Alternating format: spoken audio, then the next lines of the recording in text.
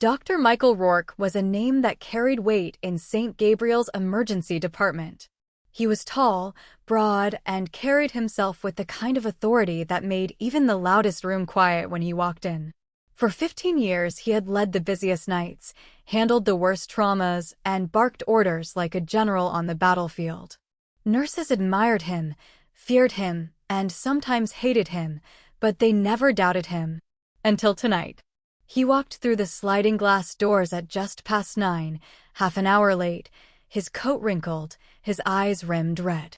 At first glance, it could have been fatigue, the kind every ER veteran carried. But Nurse Elena Torres caught the sway in his step, the slight unsteadiness as he approached the nurse's station. When he leaned in close for the first chart, the sour trace of whiskey hit her nose. "Evening," he muttered, voice gravelly. Elena studied him. He looked older tonight.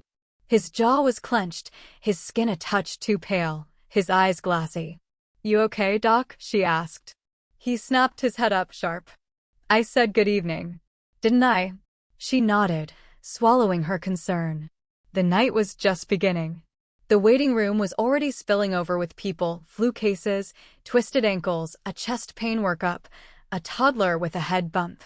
And just as Rourke shrugged on gloves, the ambulance doors burst open. 22-year-old male, the paramedic called, rushing the gurney inside. Stab wound to the abdomen, BP crashing, barely responsive. Rourke surged forward, the way he always did, taking the head of the bed. His voice rose over the noise. "Get me 2 large-bore IVs. Where's trauma surgery? Let's move, people." The nurses snapped into motion, adrenaline flowing. For a moment, Rourke looked like himself, fierce, commanding. But when he reached for the 4 kit, his hand trembled. The needle clinked against the tray. His jaw tightened as he tried again, fumbling slightly before Nurse Brian stepped in smoothly. "I've got it," Brian said, sliding the line home. Rourke glared but said nothing. He barked the next order instead, leaning closer to the patient. His breath came hot and sharp, and Brian's stomach turned. Small mistakes at first. He ordered a chest X-ray on a patient who'd come in for a sprained ankle. He prescribed antibiotics to a child who only needed fluids. He misread a set of vitals, calling out hypertension where there was none. Each time, someone covered for him. A nurse quietly corrected the order in the computer. A resident suggested an alternative plan.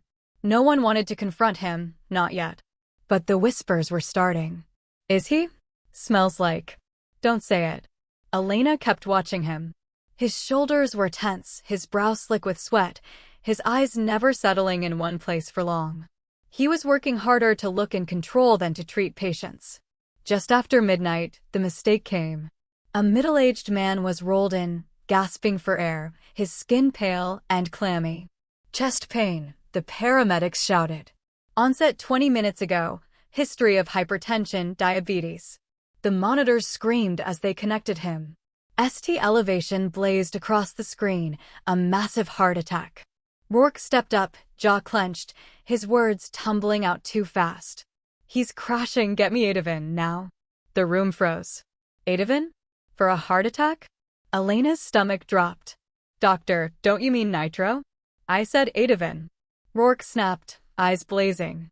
"No," she shouted, stepping between him and the nurse holding the syringe. "That will kill him." Rourke's face reddened. "Are you questioning me in front of everyone?" The patient groaned, clutching his chest. The resident shouted, STEMI confirmed. "We need nitro and cath lab, stat." Elena pushed the nitro into the line herself, ignoring Rourke's glare. The monitors stabilized, the man's breathing easing slightly. The room exhaled together. And everyone saw it. The man who once ruled this ER had just nearly killed a patient. The silence after was suffocating. Rourke stood stiff, his chest heaving, eyes wild. "I knew that," he muttered, too loud. "Testing you. Making sure you're awake." No one believed him. Not the residents staring at the floor, not the nurses whispering to each other, not Elena whose hands still shook from what almost happened. Brian moved first. He slipped into the back office, phone already in hand. Minutes later, Elena heard him speaking low into the receiver. "We need officers down here. Now." "He's drunk. He almost killed someone." Another patient came in, a teenager with a broken arm, crying. A woman in labor screamed from triage. The place roared as always, chaos flowing through every corridor. But the tension was different now. Everyone was watching him. Rourke scribbled in a chart, his pen shaking, sweat dripping down his temple. He snapped at anyone who hesitated, his voice rising, his words slurring. "You're all useless without me," he spat at one point. "This place falls apart without me." Elena caught the eyes of two residents. Neither said a word, but their fear was plain. Then the doors opened again. Two uniformed police officers stepped inside, their boots heavy on the linoleum. The hum of the ER faltered. Parents looked up. Patients' eyes widened.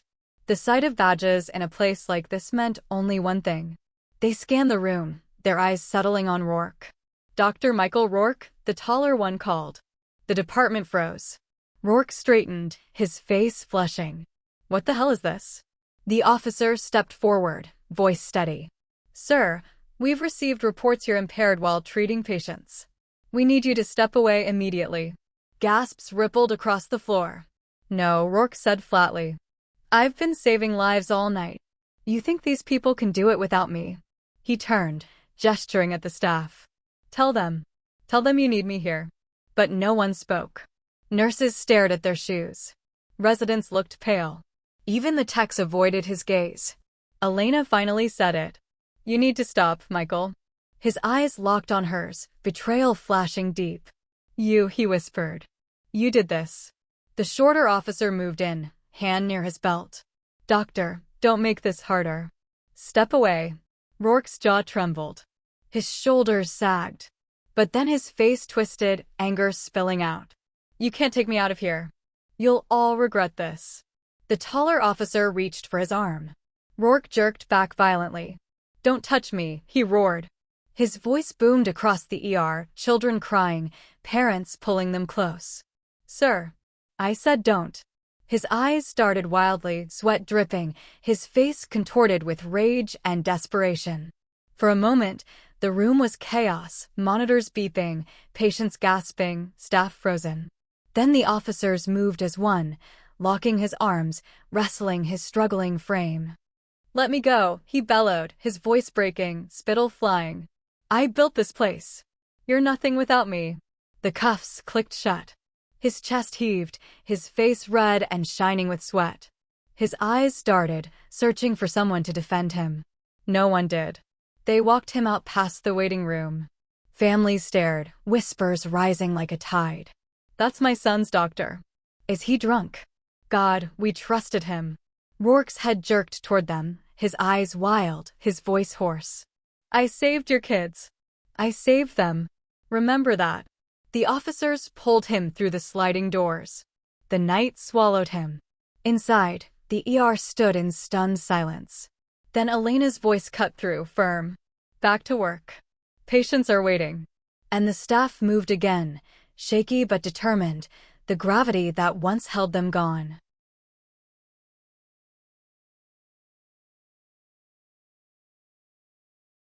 Dr. Victor Harlan had the kind of reputation people envied. He wasn't just a doctor, he was a staple of the community. PTA meetings, charity galas, church fundraisers. He was there with his wife, smiling, shaking hands, making small talk that put everyone at ease. His patients loved him. Women from across the state came to him for breast augmentations and cosmetic procedures, swearing he gave them confidence they never had before. But underneath that polished exterior, Victor was hiding something. He wasn't licensed. Not in plastic surgery, not in general surgery, not in anything beyond the basic medical degree he'd completed years ago.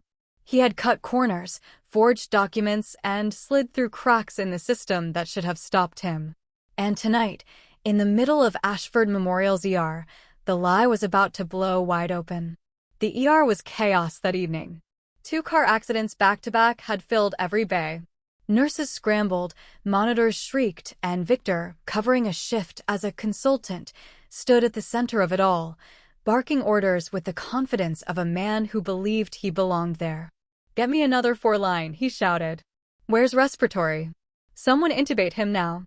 Nurse Kayla Morgan exchanged a look with her colleague.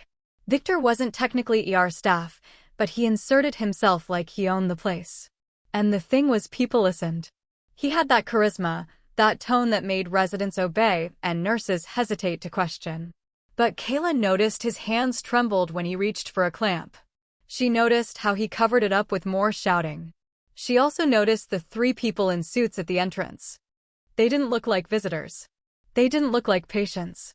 They stood stiff, clipped badges on their belts, and one of them had a folder thick with papers.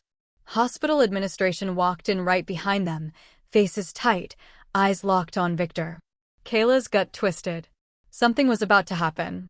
"Dr. Harlan," one of the men called out, his voice carrying across the ER. Victor froze, his back stiffening. "We need to speak with you immediately," the man said. Victor didn't turn. "Not now," he growled. "I've got a trauma bleeding out on this table." The man in the suit stepped closer, flanked by 2 hospital security officers. "Step away, sir. This is urgent." Every eye in the ER turned. The nurses stopped moving. The residents hesitated mid-task. Even the families in the waiting area leaned forward. Victor finally spun around, his jaw clenched. "What the hell is this?" "I'm busy." The administrator's voice shook, but it was firm. "Dr. Harlan, you are being removed from duty effective immediately. We have confirmation you are not licensed in plastic surgery or in any surgical specialty. You've been practicing illegally. You need to come with us." The ER gasped. One nurse dropped a clipboard. Someone muttered, "No way." Victor's face went white, then red. "That's a lie," he snapped. "Who put you up to this?" The man held up the folder. "We have forged credentials, false records, patient complaints, and testimony. It's over, Dr. Harlan." Victor laughed, the sound sharp and unhinged. "Forged? Testimony? I've built this place's reputation. I've helped hundreds of women, given them confidence, changed their lives. And now you're trying to destroy me with paperwork." "Sir," the security officer cut in, "please come with us." "No," Victor shouted, stepping back toward the trauma bay. "You can't just drag me out in the middle of patients dying. I am the one keeping them alive." Kayla's pulse hammered. The patient on the table was still bleeding, the monitors screaming, and here was the man supposed to be saving him, yelling at administrators instead. "Doctor," she said sharply, stepping forward, "we need you to focus or step aside." Victor turned, his eyes burning into her. For a second, she thought he might hit her. But then he shoved the clamp into her hand. "Fine. You do it. Let's see how you manage without me." Security moved then. One officer grabbed his arm. The other circled around, taking his other side. The suits flanked him. "You can't do this," Victor hissed, but his voice had lost its power. He sounded cornered. Desperate. Families in the waiting room craned their necks to see. Patients on gurneys turned their heads. Residents stood frozen, wide-eyed, watching their role model unravel. Kayla pressed the clamp tight, her hands steady even as her stomach churned. Out of the corner of her eye, she saw Victor being walked down the hall, his lab coat flaring behind him, his stethoscope still looped around his neck like a badge he no longer deserved. Security moved then. One officer grabbed his arm. The other circled around, taking his other side. The suits flanked him. "You can't do this," Victor hissed, but his voice had lost its power. He sounded cornered. Desperate. Families in the waiting room craned their necks to see. Patients on gurneys turned their heads. Residents stood frozen, wide-eyed, watching their role model unravel. Kayla pressed the clamp tight, her hands steady even as her stomach churned. Out of the corner of her eye, she saw Victor being walked down the hall, his lab coat flaring behind him, his stethoscope still looped around his neck like a badge he no longer deserved. The ER didn't pause. It couldn't. Nurses rushed in to cover, doctors barked new orders, and the trauma was stabilized. But the air was different, charged, heavy, full of whispered disbelief. "Unlicensed. Did you hear what they said? He wasn't even certified." Oh my God, all those surgeries. Kayla didn't join in. She didn't need to. She'd seen enough in his eyes to know it was true. The panic, the fury, the refusal to admit defeat, it was the face of a man whose empire had finally collapsed. And she had been standing right there when it all came down.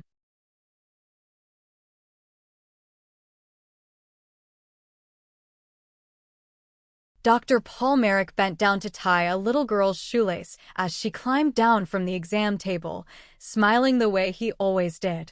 There you go, princess. Can't let you trip and fall before your big soccer game, right?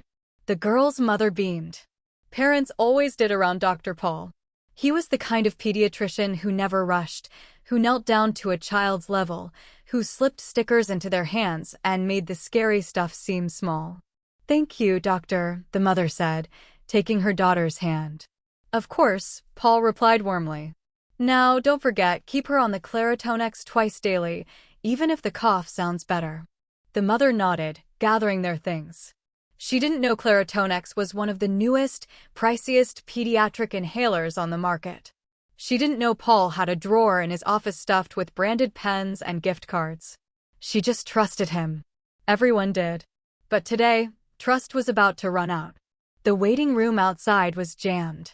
Strollers lined the walls, toddlers played with blocks, infants cried. His nurses moved briskly from family to family, checking vitals, updating charts, trying to keep the river of patients flowing. Nurse Samantha Rowe stepped into Paul's office with a chart. She'd worked with him 5 years, admired his charm, but lately she'd started noticing something. Dr. Merrick, she said carefully, this kid's just here for a sore throat. Do you really want a full course of Respamed? Paul didn't look up from his tablet. Yes. 12-day course. Write it down. Samantha hesitated. It's a $300 medication, sir. His dad just lost his job. He asked if there's a generic. Paul finally looked up, his smile tightening. Do as I say, Nurse Rowe. Don't second-guess me. She bit her tongue and left. But the knot in her stomach grew heavier. By mid-afternoon, the office was buzzing with its usual rhythm. Children's laughter mixed with crying, phones rang, printers spat out prescriptions. That's when they arrived. 3 people in dark suits stepped into the waiting room, flashing badges. Parents looked up nervously. The receptionist froze, unsure of what to do. We're here for Dr. Merrick, one of them said. Whispers rippled through the room. Samantha, standing at the nurse's station, felt her stomach drop. She knew. She didn't know the details, but she knew. Paul was midway through examining a little boy's ear when the door opened. 2 men and 1 woman entered, followed by the practice administrator and a security guard. Paul straightened, frowning. Can I help you? The lead investigator held up a file. Dr. Paul Merrick, we need you to step away from the patient. This is an official investigation into fraudulent prescribing practices and unethical conduct. The mother gasped, pulling her son off the table. What? What's happening? Paul's smile faltered. He raised a hand. Please, there's a misunderstanding. Let me finish with my patient first. No, the officer cut him off. Step away. Now. The office went dead silent. Children stared wide-eyed. Parents murmured nervously. Nurses froze mid-charting. Paul turned to the family, his voice soft. I'll see you again soon, okay? Just a mix-up. The boy clung to his mother's leg, scared. She backed away quickly. The investigator stepped closer. Dr. Merrick, we have evidence that you've been receiving financial incentives from pharmaceutical companies in exchange for pushing unnecessary medications and procedures. Dozens of families have been affected. You need to come with us. Samantha's throat tightened. Families in the waiting room leaned forward, listening. Parents who had trusted him now looked at him with suspicion. Paul's face flushed red. This is insane, he snapped. I've dedicated my life to these children. You think I would hurt them? I've helped this community for 20 years. The investigator flipped open the file. We have emails, payment records, and prescriptions linked directly to drug reps, overprescribing, off-label use, falsified records. You know exactly what you've done. Gasps broke out. A father holding a toddler muttered, I knew those bills were too high. Paul's composure cracked. Do you think this job pays enough? Do you think I can support a practice, a staff, my family on peanuts? I earned what I took. Samantha flinched. Parents recoiled. The charm that had cloaked him for years fell away, leaving only anger and desperation. Security moved in then, hands hovering near his arms. Dr. Merrick, please come quietly. Paul shook his head violently. No, I'm not leaving my office. This is my life. These families need me. Children whimpered, sensing the tension. One little girl burst into tears. The investigator's voice was sharp. Enough. Either you walk with us or we remove you by force. Paul's chest heaved, his fists clenching. For a moment, it looked like he might resist. But then, slowly, he ripped off his lab coat, balling it in his fist. He threw it onto the exam table. Fine, he spat. Let's see how you manage without me. Parents parted as he was led through the waiting room. Strollers shifted, children pressed against their mothers, whispers rose. That's my kid's doctor. He's been giving mine meds for months. Did he hurt them? Paul kept his head high, but his eyes darted frantically, searching for sympathy. None came. Samantha stood in the doorway, watching as he disappeared through the front doors, his stethoscope still around his neck, escorted out like a criminal. The waiting room buzzed louder now, confusion and fear thick in the air. Nurses scrambled to calm parents, to assure them their children would still get care. But the truth was written in every face. Trust had been shattered.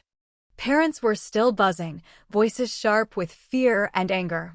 One father stood, holding his baby against his chest. What the hell just happened?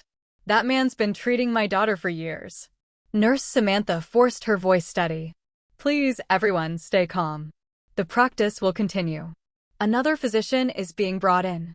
Your children will still get care. But no one was calm. Mothers clutched diaper bags, fathers muttered curses, children cried. The receptionist fielded call after call, phones ringing nonstop as the news spread faster than wildfire. Behind the desk, a toddler pointed at the empty hall where Paul had been led out. Where did the doctor go? He asked, his voice small. No one answered. Two investigators stayed behind, along with the administrator. They set up in Paul's office, shutting the door tight, papers stacked high on the desk. Samantha caught glimpses when it cracked open spreadsheets, receipts, glossy brochures from drug reps. She went back to the exam rooms, trying to keep the day moving.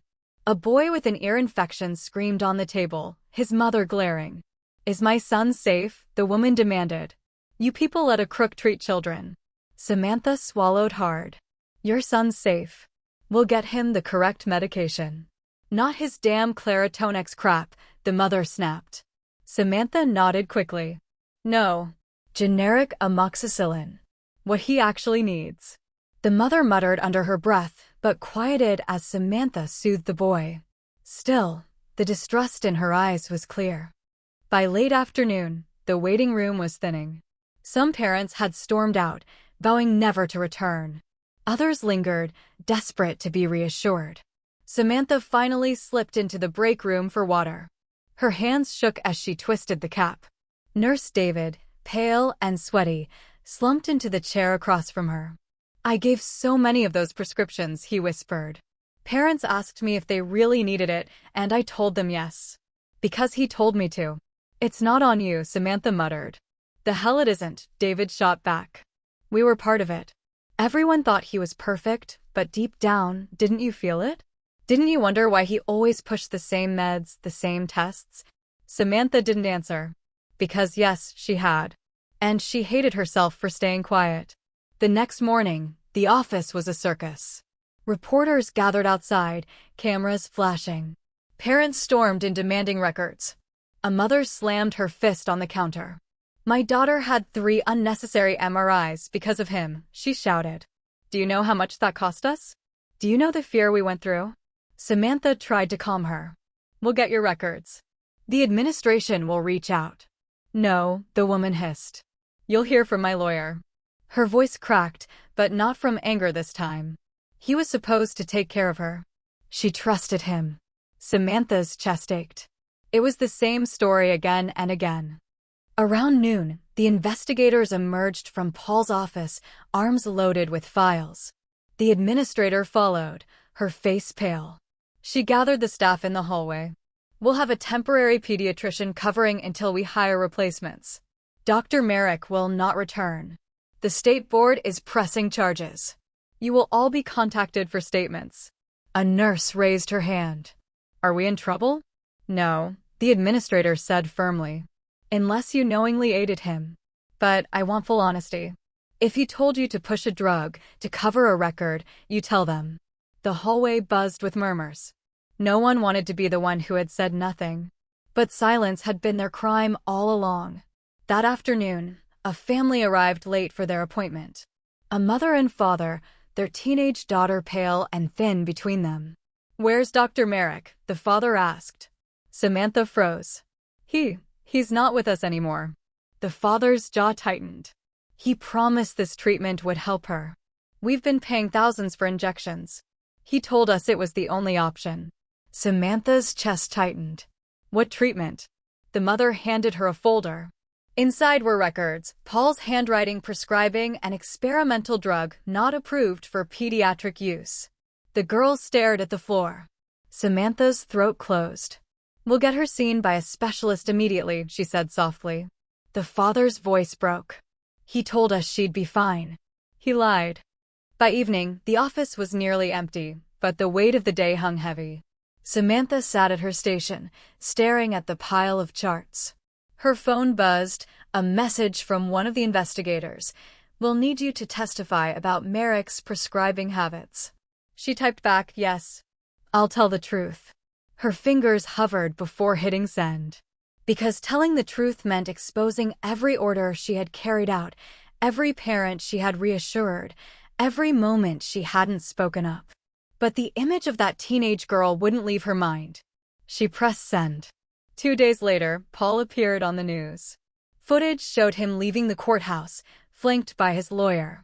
His wife clutched his arm, his children ducking their heads. Reporters shouted questions. Did you take kickbacks? Did you exploit children? What do you say to the families? Paul's jaw clenched. This is a witch hunt, he barked. I never harmed a child. I gave them the best care.